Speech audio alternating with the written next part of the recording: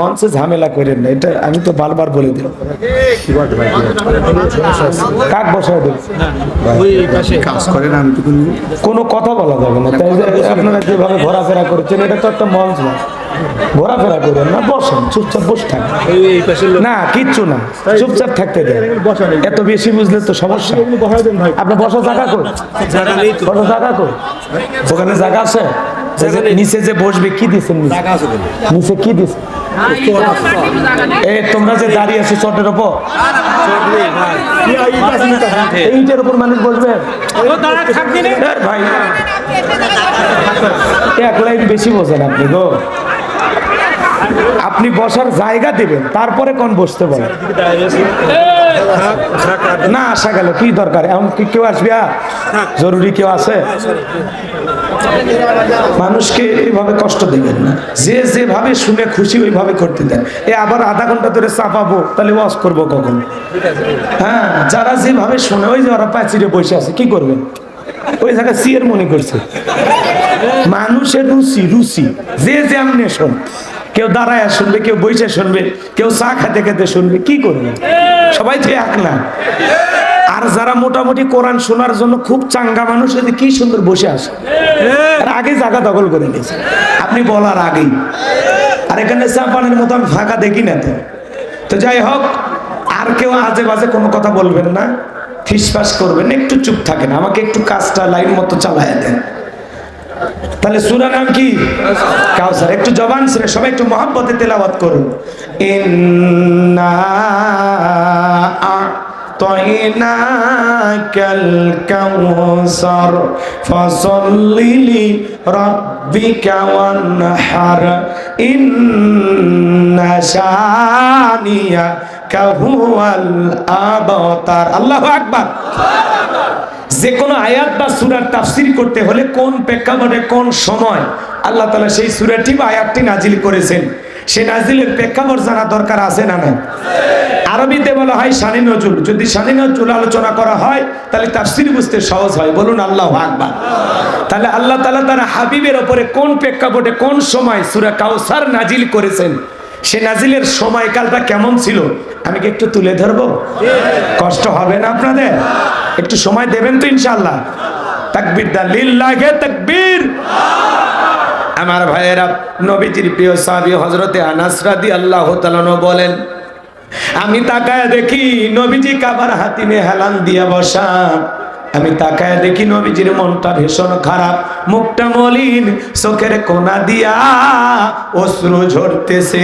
হযরতে আনাস ডেকে বলেন, কিছুটা সময় অতিবাহিত হয়ে যাওয়ার পরে আমি তাকায় দেখি নবীজি আমার মুস্কি মুস্কি হাসতেছেন। বলুন সুবহানাল্লাহ।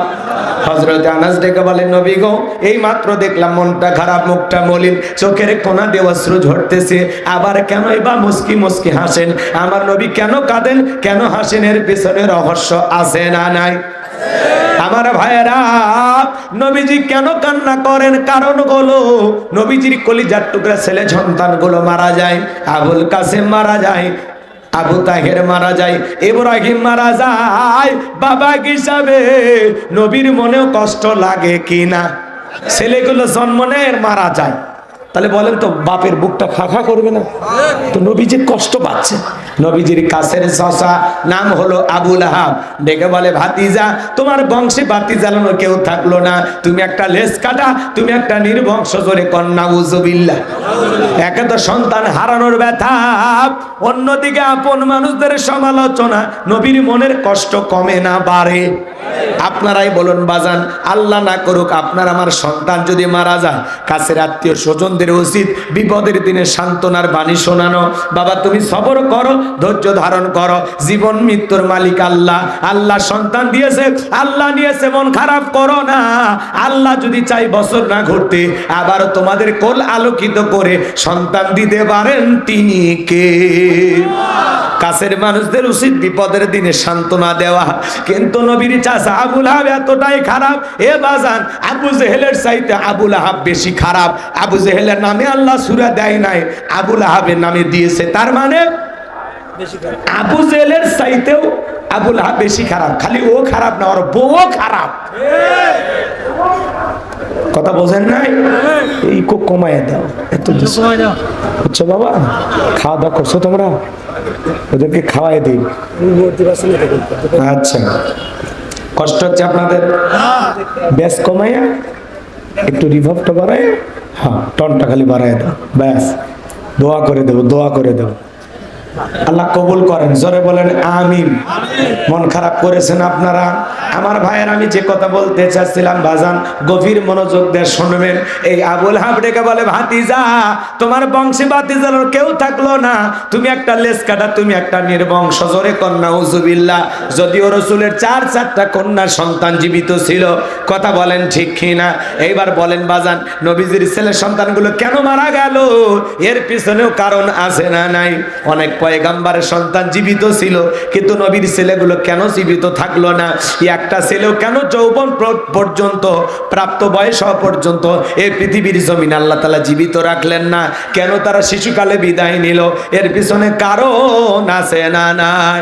নবীজির ছেলে সন্তানগুলো শিশুকালে বিদায় নেওয়ার পিছনে কারণ আছে তিনটি। জোরে বলেন কয়টি? আরো জোরে, জোরসে বলেন। বলো না রে, একটু মিছিল করার অভ্যাস করো, সামনে মিছিল করা লাগবে। হ্যাঁ, 16 বছর মিছিল করতে পারেনি, কিন্তু এইবার করা লাগবে। কথা ঠিক কিনা? কি সেই তিনটি কারণ? আল্লাহর কোন কোন বান্দা জানতেছেন? হাত তুলে দেখেন। নবীর উম্মত হিসেবে জানতে চান না? নবীর ছেলে সন্তানগুলো কেন মারা গেল, কি সেই রহস্য শুনবেন তো ইনশাআল্লাহ? আল্লাহ কবুল করেন, জোরে বলেন আমিন। হাত নামান ভাইরা আমার। কি সে তিনটি কারণ যদি আমি বলতে চাই, তাহলে 3 নম্বর আয়াতের আলোচনা করা লাগবে। আমি কি 1 নম্বর আয়াত বাদ দিয়ে 3 নম্বরে যাব, নাকি আস্তে আস্তে শুরু করা যাক? ধৈর্য আছে তো ভাই? আমার ভাইয়েরা গভীর মনোযোগ দিয়ে শুনবেন। একে তো সন্তান হারানোর ব্যথা, অন্যদিকে আপন মানুষদের সমালোচনা। সাহাবা ইকরাম যারা ইসলাম ধর্ম গ্রহণ করে, কাফের বেলাল তাদের উপর নির্যাতন ও জুলুমের স্টিমরোলার চালায়। হযরতে বেলাল তখনও কালেমা পড়ে মুসলমান হন নাই। নবীজি রাতের বেলায় দারুল আরকামে বসা। হযরতে বেলাল বিশ্ব নবীর দরবারে উপস্থিত হয়ে গেলেন। নবীজির চেহারার দিকে তাকাইয়া ডেকে বলেন, নবী গো, আপনার চাইতে সুন্দর মানুষ আমি জীবনে কোনোদিন দেখি নাই। সুবহানাল্লাহ। আপনার আমার নবী কতটা সুন্দর ছিলেন জানেন? হযরতে জাবের রাদিয়াল্লাহু তাআলা আনহু বলেন, পূর্ণিমা রাত আমি রাসূলের বাড়িতে গিয়েছিলাম। সেদিন দেখেছিলাম চাঁদ উদয় হয়েছে 2টা, একটা চাঁদ আসমানে আর একটা চাঁদ জমিনে। হযরতে জাবের ডেকে বলেন, আমি একবার আকাশের পূর্ণিমার চাঁদের দিকে তাকাই, আর একবার বিশ্ব নবীর চেহারার দিকে তাকাই। ওই আকাশের পূর্ণিমার চাঁদের চাইতেও বিশ্ব নবীকে আমার কাছে বেশি সুন্দর মনে হয়। কেমন নবী পাইছি, নবীর সম্মান মর্যাদা কত আমরা বুঝি না। এক জায়গায় যে ওয়াজ করে বললাম, ভাই বলেন তো আমাদের নবীর নাম কি? বলে হুজুর আব্দুল কাদের জিলানী। পীর সাহেবের নাম মুখস্থ আছে, কিন্তু কপাল পরা রসুলের নামটা বলতে পারে না। এমনও মুসলমান আছে না? না। আমার ভাইরা গভীর মনোযোগ দিয়ে কথাগুলো শুনে যান। আমি যে কথা বলতে চাচ্ছিলাম, আপনার আমার নবী কতটা সুন্দর ছিলেন জানেন? আম্মা জান আয়েশা ডেকে বলেন, যারা ইউসুফ নবীর চেহারার দিকে তাকাইয়া মিশরের নারীরা ফল কাটতে গিয়ে আঙ্গুল কেটে ফেলে দিয়েছিল, ওরা যদি একবার আমার বিশ্ব নবীর চেহারার দিকে তাকাইতো, শুধুমাত্র আঙ্গুল নয়, আঙ্গুল কাটতে কাটতে, হাত কাটতে কাটতে কখন যে নিজের কলিজা কেটে দুভাগ করে দিত, মুহূর্তের জন্য টের পাইতো না। আপনার আমার নবী এতটাই সুন্দর। আম্মা জান আয়েশারও বলেন, ও দুনিয়ার মানুষ, তোমাদের একটা সূর্য আছে, আমি আয়েশারও একটা সূর্য আছে। তোমাদের সূর্য উদয় হয় দিনের বেলায়, আর আমি আয়েশার সূর্য উদয় হয় রাতের বেলায়। আম্মা জান আয়েশা সেলাইয়ের কাজ করতেছিলেন, হঠাৎ করে হাত থেকে সুইটা পড়ে গেল। বাতিতে কোনো তেল ছিল না, বাতি জ্বালাইতে পারলেন, অপেক্ষায় বসে থাকলেন। নবী যখন এশার সালাত আদায় করার পরে ঘরের ভিতরে প্রবেশ করলেন, নবীজি ঘরে ঢুকে সর্বপ্রথম আম্মা জান আয়েশাকে সালাম দিলেন। নবী ঘরে ঢুকে স্ত্রীকে কি দিলেন? সালাম দিলেন। আপনি আমি যখন বাড়িতে প্রবেশ করব, বউকে সালাম দেওয়ার দরকার আছে না নাই? বাড়িতে যা সালাম দিবেন, আসসালামু আলাইকুম রহিমা, কেমন আছো সোনা? ঘরের দরজাটা খোলো না, আমি তোমার লিটনের বাপ, তোমার দিওয়ানা। বউ খুশি হয় দরজা খুলবে, কথা বলে ঠিক কি না? কিন্তু আমাদের ব্যবহার এত ভালো না। ঘরের দরজায় যা চিৎকার মেরে ডাকবে, এ রুবেলের মা, এ দরজা খোল, বেশি দেরি হলে দরজা ভাঙ্গা ফেলে দিয়া, তোর পিঠের ওপর কি যে হবি রে। ভিতর থেকে বউ বলে, এটা স্বামী না সেকেন্ড আজরাইল। কথা কয় না, কথা কয় না। যত রাগ সব বাড়ির দরজায় যা ঝাড়ে। ভাই বউকে সালাম দেবেন। সালাম আছে যেখানে শান্তি আছে, সালাম আছে যেখানে কল্যাণ আছে। স্বামী স্ত্রীর মধ্যে সালাম আদান প্রদান হলে একে অপরের প্রতি শ্রদ্ধা, ভক্তি, বিশ্বাস, ভালোবাসা বেড়ে যায়। স্বামী স্ত্রীর মধ্যে সালাম আদান প্রদান হলে আল্লাহর পক্ষ থেকে রহমত নাজিল হয়। ঘরে ঢোকে বউ সালাম দেয় না, স্বামীও সালাম দেয় না, দুইজনে বোবা। কথা কয় না গো। পারবেন বউ সালাম দিবে? পারবেন তো? সাহস আছে তো? এক জায়গায় ওয়াজ করলাম, এক যুবক বলে, হুজুর বউকে সালাম দিদিকে শরম লাগে। আমি তখন বললাম, তুমি বিয়ে করছো? কি কর হুজুর, 3 সন্তানের বাপ আমি। আমি তখন বললাম, স্ত্রী সহবাসের একটা দোয়া আছে, তুমি কি জানো? কয় দাও হুজুর, ওটা দোয়া পড়ার টাইম। কথা কয় না কে? এরকম আছে না নাই বাজার? বউকে সালাম দেবেন। সালাম দিতে গিয়ে যারা বলে শরম লাগে, ওটা শরম না, হলে শয়তানি। ওটা কি? কারণ শরম যদি এত বেশি হইতো, আর বইয়ের তো বাচ্চা হওয়ারই কথা না। বইয়ের বাচ্চা হয়ে যায়, টের পান না। আর সালাম দিতে গিয়ে শরম না, ভালো হয়ে যান। দাম্পত্য জীবনে যদি আপনারা সুখ পেতে চান, ওই যে অ্যাডভাইস শোনেন না, আপনি কি দাম্পত্য জীবনে অসুখী? আপনি যদি দাম্পত্য জীবনে সুখ পেতে চান, রসুলের 4টা সুন্নত আমল করলেন। জোরে বলেন কয়টা? আজকে ঘরগুলোতে শান্তি নাই। এমনও আমরা আসি যাদের ঘরে স্বামী স্ত্রীর সম্পর্ক নাই, দুনিয়াতে জাহান্নামে আছে। কথা কয় না গো? 4টা সুন্নত আমল করা লাগবে, তাহলে দাম্পত্য জীবনে কোনো অশান্তি থাকবে না। সারাটা জীবন শান্তি নিয়ে বসবাস করা গ্যারান্টি। সুন্নত মাত্র কয়টি? যারা বলেন সুন্নত কয়টি? শুনবেন শুনবেন, একটু অপেক্ষা করেন। এখন বলতে গেলে এলোমেলো হয়ে যায়। যদি সময় থাকে, আপনাদের ধৈর্য থাকে, শেষের দিকে বলে দেবো ইনশাআল্লাহ। আমার ভাইয়েরা, আমি যে কথা বলতে চাচ্ছিলাম বাজান, প্রথম বউকে সালাম দিলে হঠাৎ আবার বউ চমকে উঠতে পারে, কারে সালাম দিলাম? যদি বলেন শেফালি তোরে দিলাম, তখন বলতে পারে আজকে আবার কোন হুজুরের মুরিদ নিয়ে বাড়িতে ঢুকলা, সেদিন তো মুখের গাছের কলা চুরি করলা। কথা কোন ঠিক না? এই জন্য বাজান দিতে দিতে অভ্যাসে পরিণত হবে। স্বামী স্ত্রীর মধ্যে সালাম আদার প্রদান হলে যেই জবান দিয়ে সালাম দিবে, ওই জবান দিয়ে বউকে গালি দিতে পারবে না। বউ যেই জবান দিয়ে সালামের জবাব দিবে, সালাম দেবে, ওই জবান দিয়া স্বামীকে গালি দিতে পারবে না। আমার ভাইরা চলেন সামনের দিকে যাই। আম্মা জান আয়েশা ডেকে বলেন, নবীজি সালাম দিয়ে যখন ঘরের ভিতরে প্রবেশ করলো, নবীজির চেহারার আলোতে সুইটা কই পড়ে আছে আমি পরিষ্কার দেখতে পেয়েছি। আমার ভাইরা, নবীর সম্মান মর্যাদা কত জানেন? যে নবী হ্যাঁ বললে পুরো পৃথিবীবাসীর জন্য আল্লাহ পাক হালালে পরিণত করে দেয়। সে নবী না বললে পুরো পৃথিবীবাসীর জন্য আল্লাহ পাক হারামে পরিণত করে দেয়। যে নবী জমিনে পথ চললে আসমানের মেঘ এসে ছায়া প্রদান করে। আল্লাহু আকবার। আমার ভাইয়েরা, যে নবী জমিনে পথ চললে আসমানের মেঘ এসে ছায়া প্রদান করে। নবীজির চেহারার উপরে মশামাছি বড় হারাম।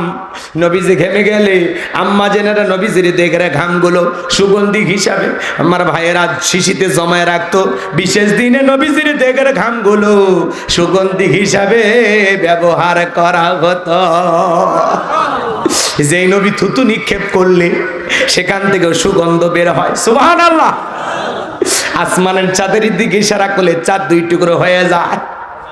জমিনে পা তুললে মাওলা পাকের আরশে আজিমে পৌঁছে যায়। আল্লাহু আকবার। আমার ভাইয়েরা, যেই ছাগলের স্তনে দুধ নাই, নবীজির হাতটা লেগে গেলে দুধে পরিপূর্ণ হয়ে যায়। যেই খাবার 2-3 জন মানুষ খাবে, ওই খাবারে যখন নবীজির হাতটা লেগে যায়, শত শত মানুষ খাবার কেউ যেমন খাবার তেমনি থাকে। যেই নবীর চেহারার দিকে তাকাইলে ক্ষুধা নিবারণ হয়ে যাইতো। নবীর মজেজা নিয়ে যদি আলোচনা করা হয়, 2-3 রাত আলোচনা করে শেষ করা যাবে না। আমার আপনার নবীকে আল্লাহ পাক 1টা 2টা না 24,000 মজেজা দান করেছেন। বলুন সুবহানাল্লাহ। আমার ভাইয়ারা, হযরত বেলাল থেকে বলে, নবী আপনার চাইতে সুন্দর মানুষ আমি কোনোদিন দেখি নাই গো নবী। আপনি কালেমার দাওয়াত দেন, দয়া করে আমারে কালেমা পড়ে মুসলমান বানায় দেন। বিশ্বনবী হযরত বেলালকে পড়া দিলেন, লা ইলাহা ইল্লাল্লাহু মুহাম্মাদুর রাসূলুল্লাহ সাল্লাল্লাহু আলাইহি ওয়াসাল্লাম। হযরত বেলাল কালেমা পড়ে মুসলমান হয়ে গেল। আমার নবী ডেকে বলে, বেলাল কালেমা পড়ে মুসলমান হয়েছো, আপাতত প্রকাশ করা যাবে না, কারণ ইসলামের অবস্থা কোন ভালো না। কালেমা পড়েছো, গোপন রাখা লাগবে, প্রকাশ করা যাবে না। আপনারাই বলেন তো বাজান, ইসলামের অবস্থা কি সব সময় ভালো থাকে? আজও তামাম পৃথিবীর দিকে তাকায় দেখেন, ওই তামাম পৃথিবীর জালেম আর বেঈমানদের টার্গেট ইসলাম আর মুসলমানকে বিদায় করা। আজও ফিলিস্তিনের জমিনে মুসলমান রক্ত ঝরে, চীনের উইঘুরে মুসলমান রক্ত ঝরে, কাশ্মীরে মুসলমান রক্ত ঝরে, ভারতে গরুর গোশত খাওয়ার অপরাধে আজও মুসলমানকে হত্যা করা হয়। আজও তামাম পৃথিবীর দিকে তাকায় দেখেন, জালেমেরা ঐক্যবদ্ধ হয়েছে ইসলাম আর মুসলমানকে বিদায় করে দেওয়ার জন্য। ওরা যতই ঐক্যবদ্ধ হোক, ওরা কখনো মুসলমানকে বিদায় করতে পারবে না, কারণ মুসলমানের সাথে আছেন তিনি কে? আল্লাহ। ক্ষণিকের জন্য কষ্ট হবে, জুলুম আসবে, আধার আসবে, অন্ধকার আসবে, আবার একদিন দেখবেন ইসলাম নামের সূর্য বাতিলদের বুক চিরে উদয় হবে। কথা বলেন, মনে রাখবেন, নমরুদ ফিরাউনের যেরকম পরিণতি হয়েছে, আজও পৃথিবীর মানচিত্রে যারা মুসলমানের রক্ত দিয়ে হাত রাঙাইতেছে, ওই সমস্ত জালেম শাসকদের পরিণতি নমরুদ ফিরাউনের চাইতে ভয়ঙ্কর হবে। জুলুম কখনো চিরস্থায়ী হতে পারে না। আমার দেশ পত্রিকা মাহমুদুর রহমান, তার উপরে জুলুম করা হয়েছিল। আজকে আমার দেশ পত্রিকা আবার নতুন ভাবে যাত্রা শুরু করেছে, সকলে ফেসবুকে পোস্ট করেছে। এই জন্য ভাইয়েরা আমার, জুলুম কখনো চিরস্থায়ী হয় না। এই মাহমুদুর রহমানকে পিটানো হয়েছে, বছরের পর বছর জেলখানায় বন্দী করা হয়েছে, তার পত্রিকা অফিস বন্ধ করে দেওয়া হয়েছিল। আমার দেশ পত্রিকা সত্যের কথা বলে, কথা বলে ঠিক কিনা? আবারও এগিয়ে যাবে দুরন্ত গতিতে, সত্যের সন্ধানে আবারও এগিয়ে যাবে, বাতিলের মুখোশ উন্মোচন হবে পত্রিকার মাধ্যমে, কথা বলে ঠিক কিনা? কলমের চাইতে বড় অস্ত্র দুনিয়াতে নাই, কথা বলে ঠিক কিনা? যারা সত্যিকারের সাংবাদিক, এরা মিথ্যা নিউজ প্রচার করে না। আমাদের যিনি পালিয়ে গেছেন, উনি দিল্লিকে অর্ডার দিয়েছিলেন ঢাকাকে অ্যাটাক করো, কথা বলেন না কেন? আপনারা কি মনে করেন যিনি জুলুম করেছেন শুধু জুলুম করেন নাই, এখনো মাঝে মাঝে কিছু সেই জুলুম নির্যাতনের ফুটেজ গুলো মানুষের চোখের সামনে আসতেছে, মানুষের শরীর শিউরে উঠতেছে, আতঙ্কিত হচ্ছে, মানুষের জবানের শক্তি বন্ধ হয়ে যাচ্ছে যে এত নির্যাতন জুলুম করে ওরা টিকে ছিল কিভাবে। বড় বড় কথা বলতে পালাবো না, হারাবো না, কথা বলেন না কেন? কই পালিয়ে যায়নি, আছে আছে। আমরা বলেছিলাম ম্যাডাম পদত্যাগ করেন, আল্লাহ বলে কিসের পদত্যাগ? এরা যে অন্যায় অপরাধ করেছে, শুধু পদত্যাগ না, আমি আল্লাহ এদেরকে দেশ ত্যাগ করতে বাধ্য করব, কথা বলে ঠিক না? ইন্না বাতশা রাব্বিকা লাশাদীদ, আল্লাহর পাকড়াও বড় কঠিন। আল্লাহ ধরে ধরে না, যেদিন ধরবে বাপ টাকার টাইম দেবে না। পাশের দেশে গেছে, আমাদের ছাড়া কি থাকতে পারে? মাঝে মাঝে কল দিয়ে খোঁজ খবর নেই, আমি দেশের খুব কাছে আছি, চট করে ঢুকবো, আপনি আসেন। এই দেশ আপনার বাবা, এই দেশ আপনার স্বামীর, আপনি মহিলা মানুষ কেন বাইরে গেছেন? আছেন, কথা কন নাকি? আপনারা রাগ করতেছেন? আপনারা বুবু আইবা, তুমি আইবা গো, সেই দিন আইসা বুবু ক্ষমতা পাইবা না। ও বুবু আইবা, তুমি আইবা গো, সেই দিন আইসা বুবু ক্ষমতা পাইবা না। খোঁজ নাই বুবু কাদের কাকার, অবস্থা খারাপ দরবেশ বাবার, হাও নাঙ্কেল এখন সামনে আসে না। নেহাতা কর্মী সব জেলের ভিতর, আমি আসি ডরের ওপর, কখন জানি আসে গ্রেপ্তারি পরোয়ানা। বুবু আইবা, তুমি আইবা গো, সেই দিন আইসা বুবু ক্ষমতা পাইবা না। ক্ষমতার চেয়ার থেকে নামা সহজ, কিন্তু ওই চেয়ারে ওঠা কঠিন। আপনি পালিয়ে যাওয়ার কারণে এই দেশের মানুষের যেই পরিমাণে ক্ষতি হয়েছে, আরো 20 বছর ক্ষমতায় থাকলে এই দেশের এত ক্ষতি হইতো না। লুটপাট হয়েছে, ছিনতাই হয়েছে, মানুষ খুন হয়েছে, নানান ধরনের ঘটনা ঘটেছে। আপনি কেন চলে গেলেন এইভাবে?